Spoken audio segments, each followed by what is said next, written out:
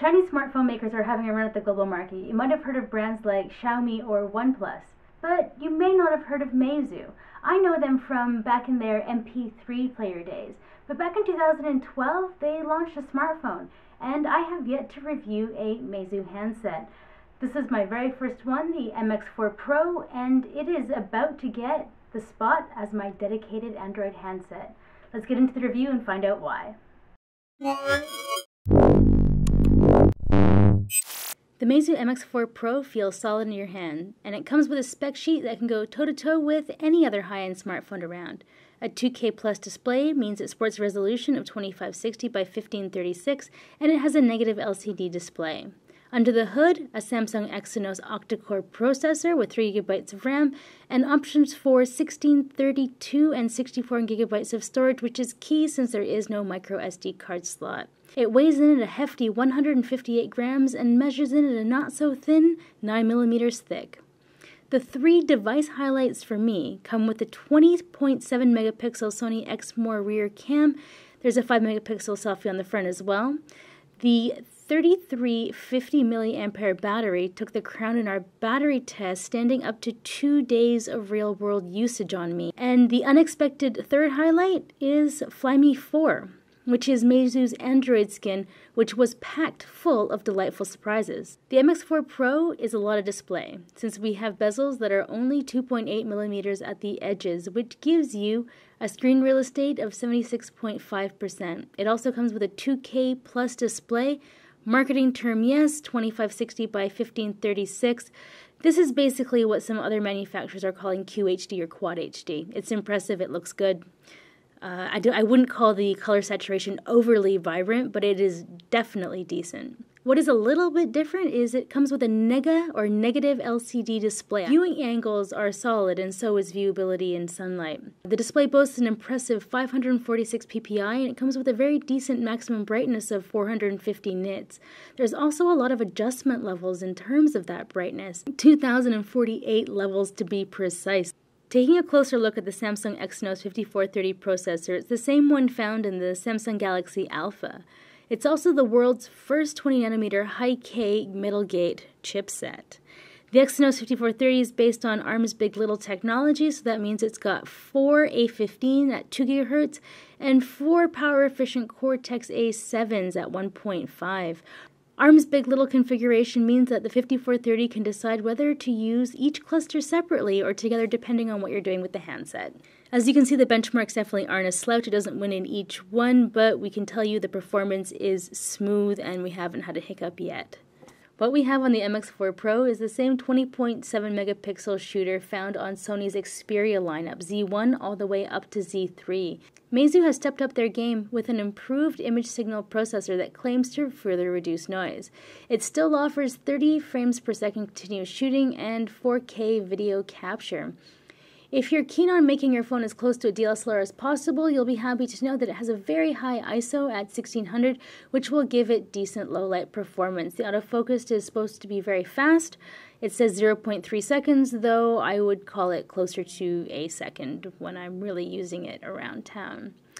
The front-facing camera on the phone is an increasingly popular feature, so it's nice that Meizu has stepped up their game with a 5 megapixel shooter, which also has autofocus, so that's nice, and a 1080p video recording if you need it. This is my first Meizu, so a lot of things are new to me, and the camera interface is simple. As you would expect, it offers several modes: auto, manual, beauty, panorama, light field, which actually just combines several shots taken at different focal lengths. There's night mode, scan for QR codes, which I think is kind of a nice touch, slow motion, and there's a micro spur, which is basically a macro mode. These are all the things that you can expect, but I definitely liked the way I got to flip through them nice and easy. Meizu was originally an MP3 maker and known for their quality audio experience. Ever since they entered into the smartphone market, they've always gone that extra mile to give great quality audio. Using your phone as a music player is becoming, well, pretty standard, and the MX4 Pro has hi-fi audio capability, or wait for it, Retina sound. When at full volume, it does sound tinny. Won't lie.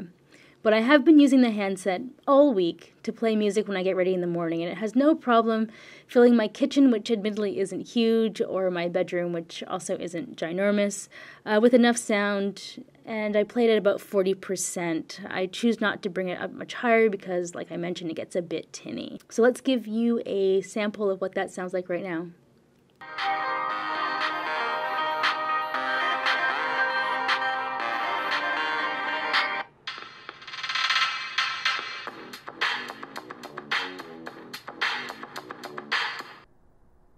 If Meizu had been smart, they would have had somebody follow me around with a camera just to get my reaction to Flyme 4.1. When I first saw that you could pull down the notification bar from anywhere just by swiping down in the middle of the screen, I think my face was literally like this. Really? Let's get into some of the other software inclusions that I think are just quite clever. The app manager gets pulled up from the bottom and you can scroll through them just like that. Now if you want to close something, you can just flip them up. But let's say you don't want to close all of them. You just swipe down on a single app and it will clear everything out except for the one that you've locked. To unlock it, just press on it again. I'm a big fan of Flyme 4.0 and it's little things like you can just pull down anywhere to pull down the notification bar. You keep on going, send it back up. Now, one of the cool features is Smart Touch. So you can activate this up, and actually if you wanted to kind of do that, you can also rearrange these icons as you like. But let's just focus on Smart Touch for just a second. So when that's gone, right here where my right thumb would be, there's a floating dot. Now this can pull down the notification bar. If you swipe right, these are the last apps that I had open. So it's like a mini navigation. Let's take a closer look at the settings. One of the things that I very much like about this UI is when you pull down, let's say you have your thumb down there from the bottom, it actually holds it down so you can reach with your thumb. But customization, let's start there. Flyme style icons, those just kind of change them over. You can change your themes. Now this is one of the interesting parts that I actually discussed in my written review.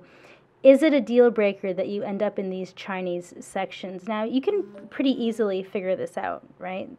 That's free, that costs 3 RMB. Over here, I just, figured all this out from clicking around.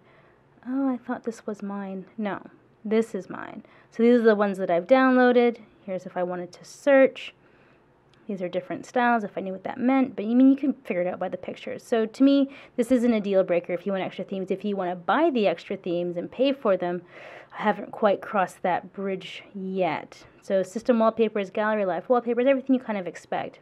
This whole giant option of things does not include a settings. And you can easily lose your settings, say if you put them into a folder.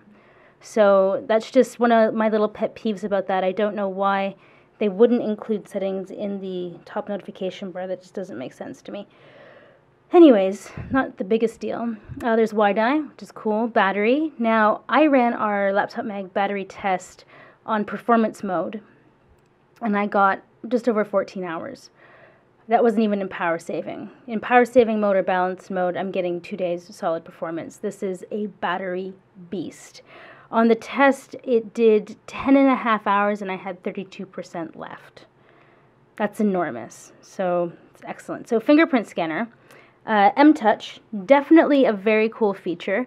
One of the things that I've had to do is I've had to enter in multiple fingers, both of my thumbs and one index finger. I've done my thumbs twice because when I scanned them for the first time in Beijing, I think it was a lot colder and Taiwan's a lot more humid. So I actually had to deal with the swelling of my fingers, basically is I think what happened. So the fingerprint changed just a little bit. Now, that's no big deal.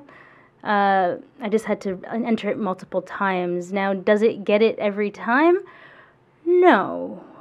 It's about every other time it gets it right off the bat. I have to do it twice, quite often, which is a little bit annoying. There's a lot in here. Gesture on wake up. So you can double tap the screen to wake up, slide to unlock. Right, so then you have your painting notifications. Now these are from a black screen and they will open up many things. So let's just choose, there's I think 8 different options. So let's pick this one, turn it on, and I'm going to set that to something interesting like where's that? The music player. Okay. So now let's just turn this screen off and try that. So there we go, and it opens up to the music player. So it does work. Big fan. Oh, no settings up in there. Every time it gets me. So home touch, you can choose to have it, back or close. Let's go back here. Slide right on the lock screen for an application. So you can obviously set your lock screen for many different things. Power on and off, and then obviously this is running Flyme 4.1. So I'm really impressed with Flyme 4.1. So ever since Sony took back their Xperia Z3 and Z3 Compact, I've been a little bit lost about what Android handset should make it into my pocket. Now, I was an LG G3 user, but like I've posted a lot about, I actually prefer the G2 over the G3. So I was really surprised that though this has a lot of the spec sheet that the G3 had, like the QHD display and the nice camera, that I actually prefer the Meizu MX4 Pro to the LG G3. Now, do I prefer it to the Z3? That's a tough one, because it does actually have the same 20.7 megapixel Exmor lens on here.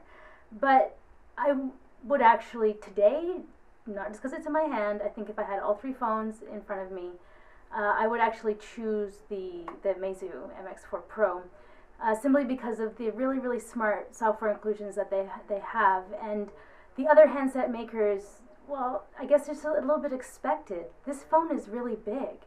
And my one complaint with a phone this big is that I can't reach its notification bar.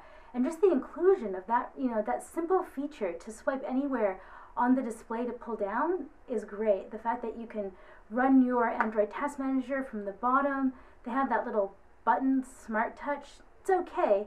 But it's just the fact that there's just a lot of ways to navigate your phone while keeping it in one hand.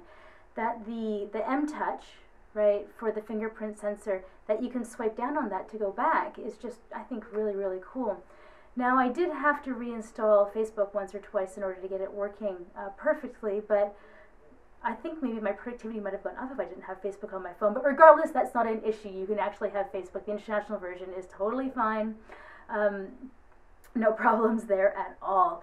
But that is actually going to be the main reason why this phone may not be as successful as I think it should be. It's their distribution isn't as strong as some of the other brands. But there are a lot of places to pick up the phone. eFox Shop is actually one of them. Meizu has distribution channels and networks. You can pick it up through their website as well. All right, I'm rambling. Let me wrap this up. This is actually going to make it into my pocket. This isn't going to be a phone that I'm going to put up onto the shelf and it's just going to be yet another review unit. I think that the software inclusion is so strong, and it really surprised me that a Chinese handset maker was just so clever with a lot of the things that they did. I think that the Samsungs, LGs, and Sonys of the world could actually take a page from Meizu in how they've really nailed one-hand use.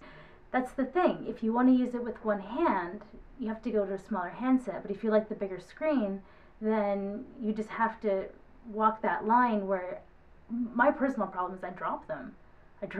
I mean, your phone should not tell me how I should use you in my life. If I want to ride my bicycle and try to use my phone, then I should be, that's what I'm going to do. And knowing that I might drop my phone and break it doesn't deter me from doing it. So including software that allows me to navigate my life a lot easier and use my phone the way I want to, I think that that's brilliant. So amazing camera, great battery life, LTE, solid price point. If you can pick up the Meizu MX4 Pro, I would strongly consider it. So Nicole Scott here for Mobile Geeks. If you liked this video, please give us a thumbs up. I'm doing all these videos and it's all basically for free for you guys to give me a thumbs up and subscribe to our channel. So please do that. Support me in this endeavor of making videos about smartphones for you. Nicole Scott for Mobile Geeks. Amazing. Amazing. If I could be even more Valley Girl cliche, I would in that moment just to, oh God, you guys are going to hate that.